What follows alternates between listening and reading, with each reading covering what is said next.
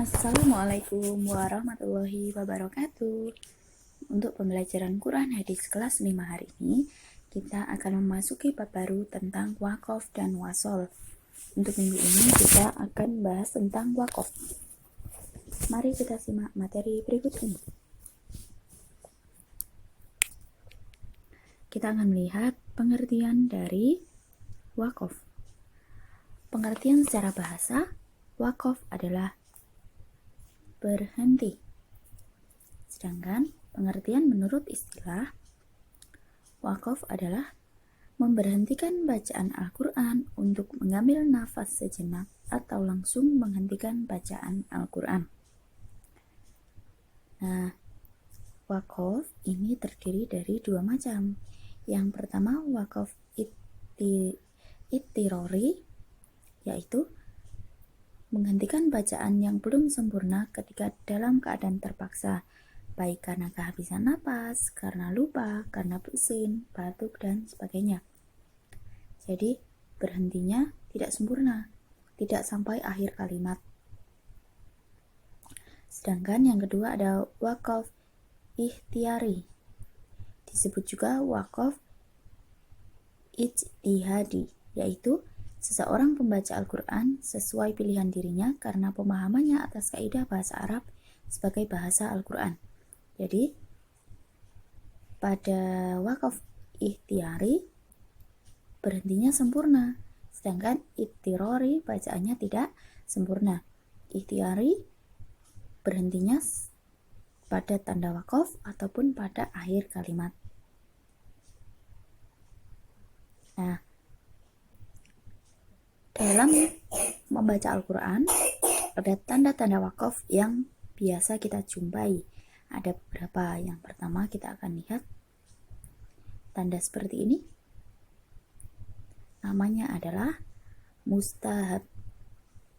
Cara membacanya ketika dijumpai tanda mustahab adalah diutamakan berhenti pada ayat yang terdapat tanda wakaf ini. Jadi, berhenti saja, diutamakan berhenti. Kalaupun mau dilanjut boleh, tapi lebih utama untuk berhenti.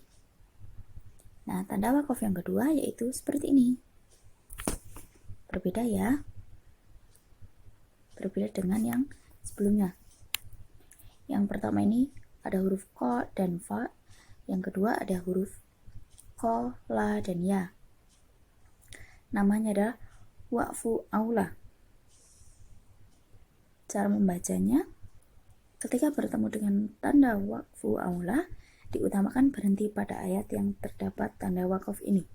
Jadi seperti pada mustahab yang tadi, diutamakan untuk berhenti. Yang ketiga ada sakta. Nah, bentuknya seperti ini. Cara membacanya yaitu berhenti dan diam sejenak tanpa mengambil nafas untuk melanjutkan kata berikutnya. Jadi berhenti, tapi nafasnya juga ditahan. Tidak boleh tarik nafas. Berhenti sejenak, kemudian dilanjutkan lagi. Nah, yang keempat ada seperti ini. Ada titik 3, 2. Ada 2 titik 3 biasanya ada di antara di depan dan di belakang satu kata atau satu kalimat. Namanya adalah mu'annakoh.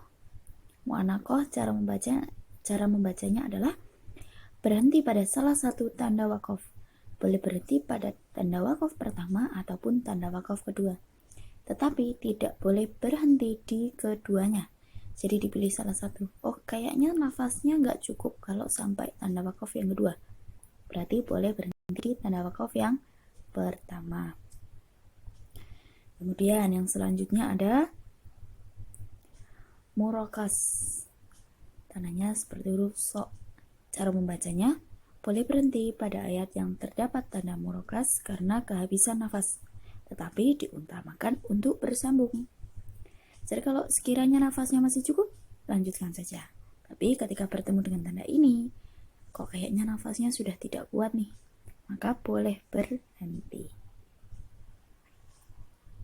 Nah, tanda wakaf yang berikutnya seperti ini. Namanya jaiz. Cara membacanya boleh berhenti dan boleh meneruskan bacaan, jadi bebas. Kalau sekiranya nafasnya kuat, silahkan dilanjutkan. Jika tidak kuat, maka boleh berhenti. Selanjutnya yang ketujuh, namanya ada kopih. Bentuknya seperti huruf ko.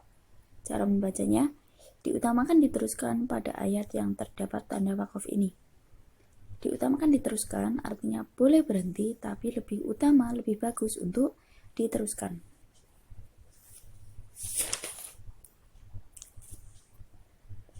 Selanjutnya, ada yang namanya mutlak.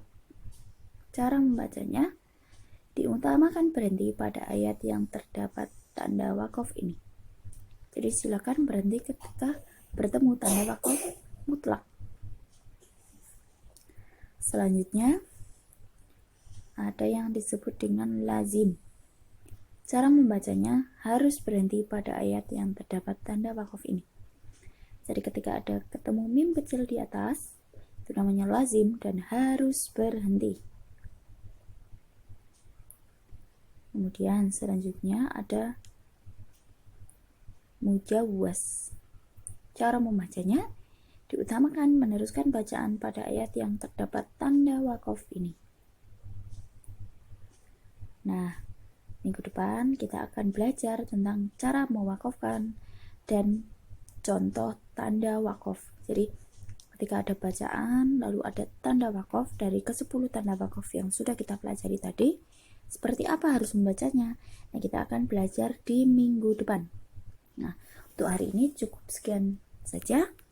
Anak-anak boleh sekali untuk kembali mengulang materi dibaca di modul pada halaman 39 sampai dengan 40 supaya kalian lebih paham. Boleh mulai dipraktekkan, dibuka Al-Qur'annya, dibaca, dicari tanda-tanda wakaf seperti yang sudah tadi kita pelajari. Nah, sekian untuk materi Quran hadis hari ini. Wassalamualaikum warahmatullahi wabarakatuh.